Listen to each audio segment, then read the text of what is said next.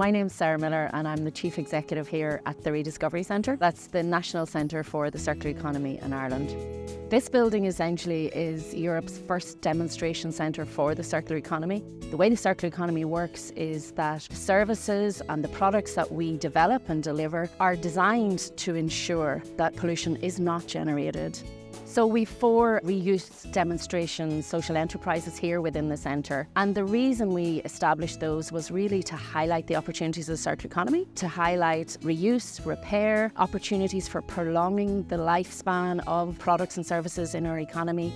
In addition to all of the work that we do in demonstrating what the circular economy looks like, we're obviously very heavily involved in trying to shape the circular economy of the future. So that means looking at evidence-based research, providing the arguments for the circular economy, and we do that by applying resources from our research and education team. I'm Claire Downey. I'm the Policy and Research Director here at the Rediscovery Centre, and I head up the policy research and education teams. So we have a huge range of projects in our research team. Some of them are very data heavy, where we're trying to understand why, for example, Ireland has a very low circularity rate. And then we have other projects where we're trying to demonstrate new processes or new business models. For example, in our cafe here, we're trying to explore how can we bring more food surplus into our menu. In particular, this example of the cafe is where we're trying to demonstrate something, we're piloting something and showing how it could work, and then we're hoping other cafes will adopt it all around the country.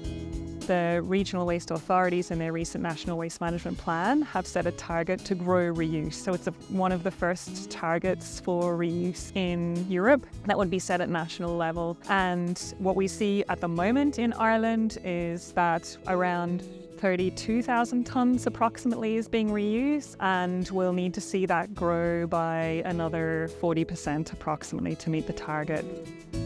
Obviously, in transitioning to a circular economy, there's going to be a lot of challenges. We're talking about a transformational shift, and it does require everyone to get on board. So in order to make that happen, we need to make sure that the solutions are provided for people and that it's easy to transition. So we work really closely with the Government of Ireland in relation to policy instruments and interventions that can help bring about the transition to a circular economy. We also have a strategic partnership with the Environmental Protection Agency, and through that partnership, we're able to provide country-wide support to social enterprises and communities that are hoping to transition to the circular economy as well. And we're able to demonstrate here exactly what can be done at a community level. And we've expanded some of our programs that we started here in the Rediscovery Centre to a national basis. So if, for example, we have the National Paint Reuse Network.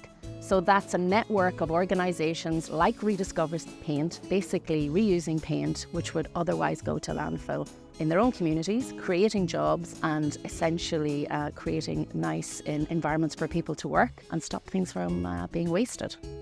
My name is Steve O'Reilly and I work in a research and policy communications role here at the Rediscovery Centre. To change behaviour, we need to give people the competency to act, the opportunity to act, and also the motivation to do so. And communication has to play a role in all 3 of those levels. So specifically within Ireland, we know that there are a couple of barriers and opportunities that can either facilitate or stand in the way of behaviour change for a circular economy. So the first element, I suppose, is the more pragmatic elements. We need to show people what inexpensive, good quality circular economic initiatives there are around Ireland. Another issue that Irish people have, specifically from our research that we know about, is confusion. So there's a lot of confusion about what the right steps are to take for circularity. So we need to communicate really clearly what the steps are that people can take that can allow them to change their behaviour really easily. And finally, there is a lack of mental shortcuts when people are faced with a circular problem. So people are aware of things like reduce, reuse, recycle, but that, it needs to be reinforced, and we need to kind of broaden out other such mental shortcuts to allow people to not have to think too much about what they should do when they're faced with an issue. One of the first reasons that we started looking at the circular economy was because we were thinking about all the resources that were being wasted and how we could put them to better use.